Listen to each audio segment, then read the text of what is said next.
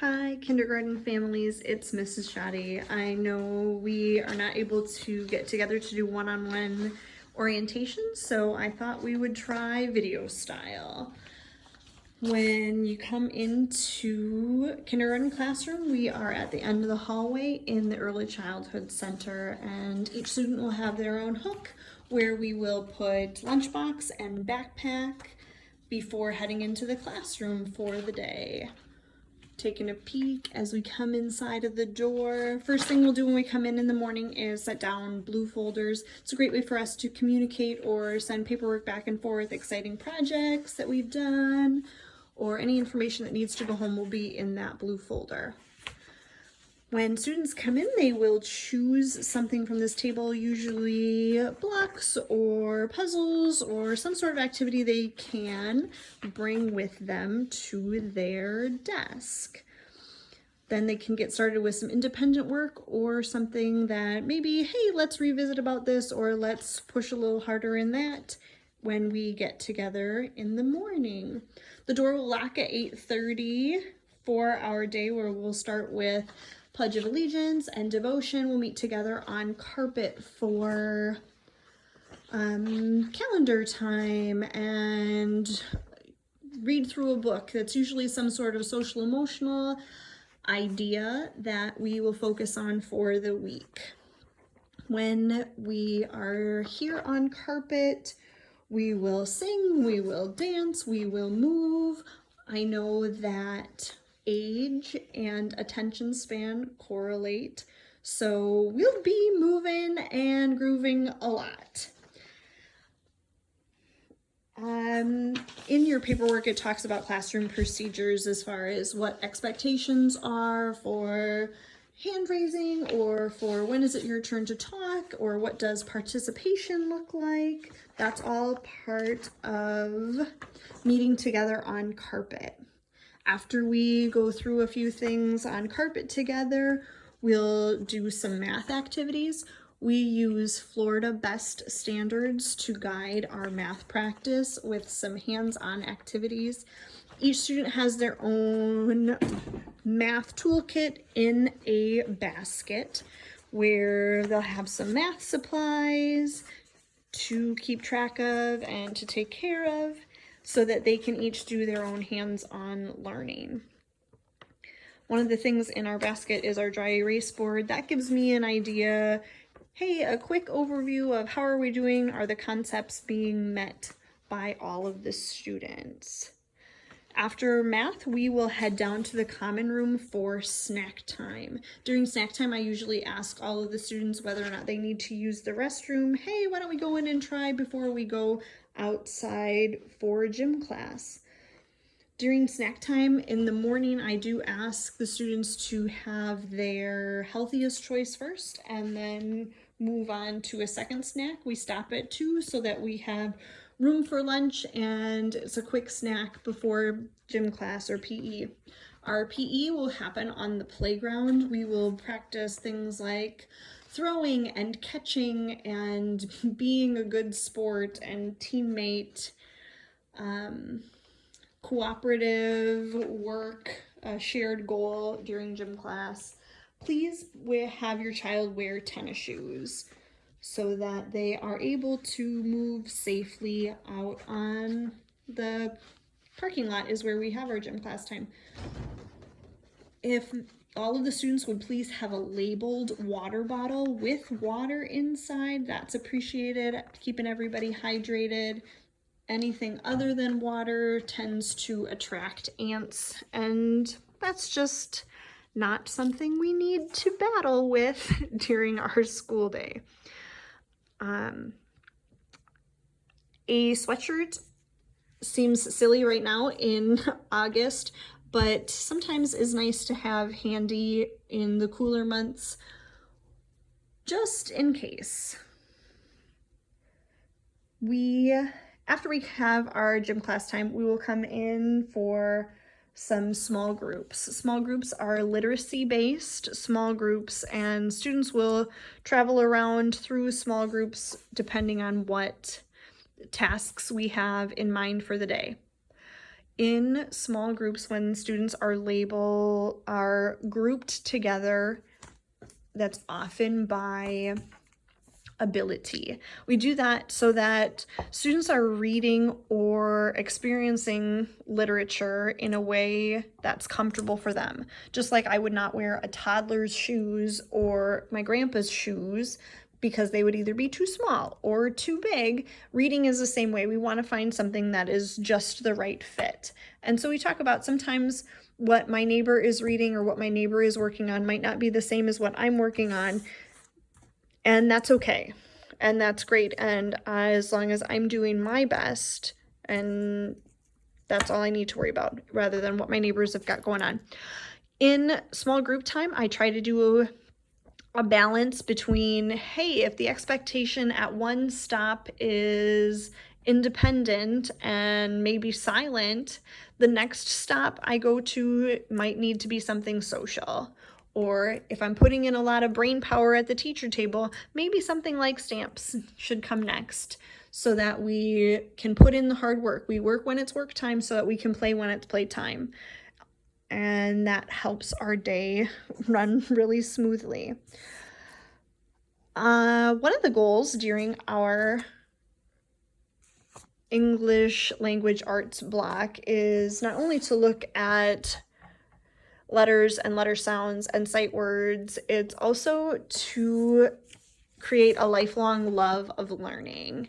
And one of the ways I like to facilitate that is by challenging each family to read 1,000 books during the school year. So you'll get a recording sheet for that on the first day of school.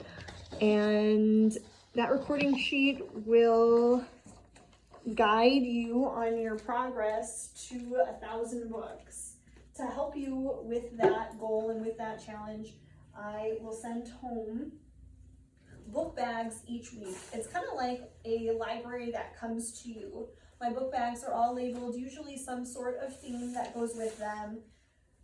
And it could be books that maybe I can recognize a few sight words. Maybe this is one that, hey, just mom and dad read, or brother or sister read, or cousin or babysitter.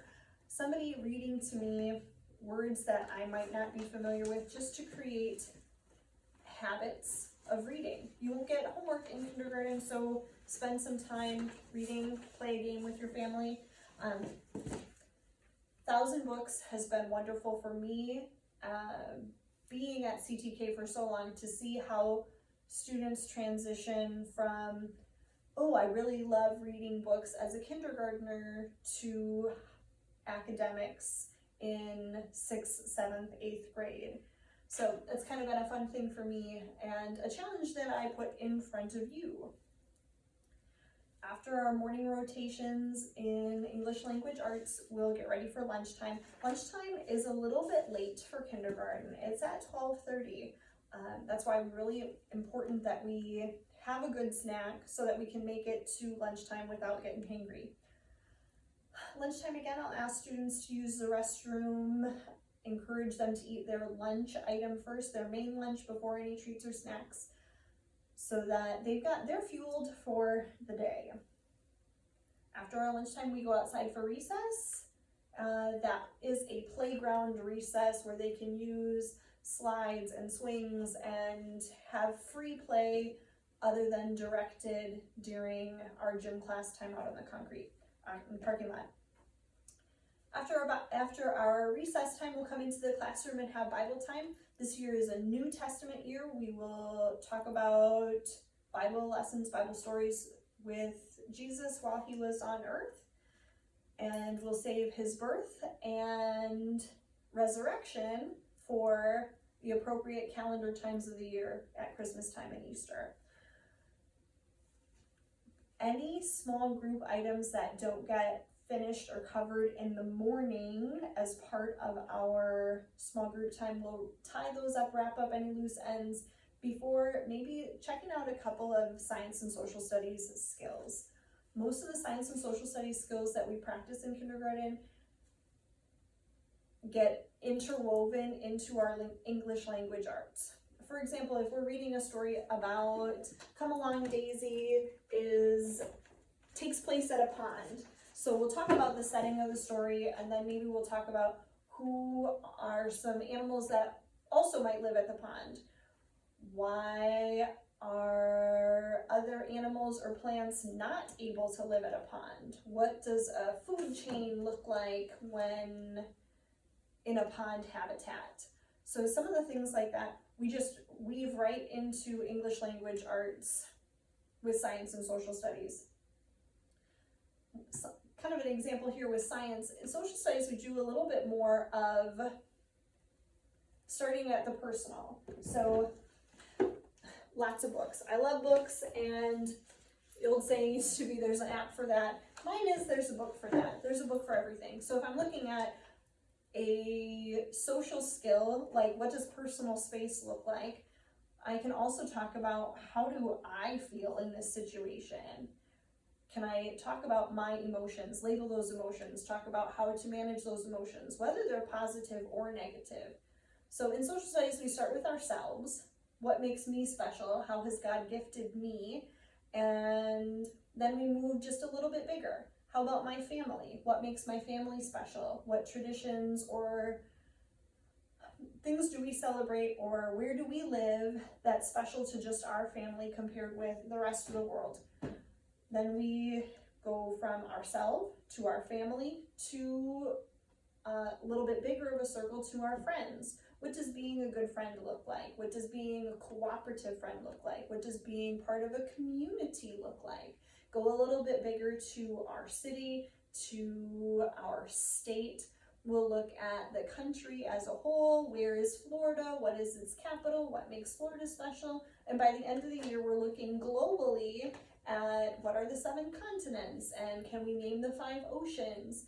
And right now that seems like a really big, lofty goal, but when it becomes part of what we're already doing in other ways, we're learning the skills without drilling them, we're learning them. Science and social studies weave right in. Sometimes we integrate them in some other ways, doing some experiments and talking about what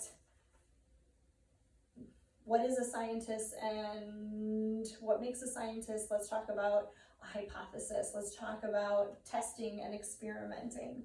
At the end of our day, we'll do a short little recess time, then we'll come back in for Bible study. At 3 o'clock in the afternoon, the entire campus is doing a personal Bible study. At a kindergarten level, when we can't quite read, hard to do personal Bible study. During that time, we'll do some songs, and we'll look at God's word and how it applies to our lives in the classroom and out of the classroom.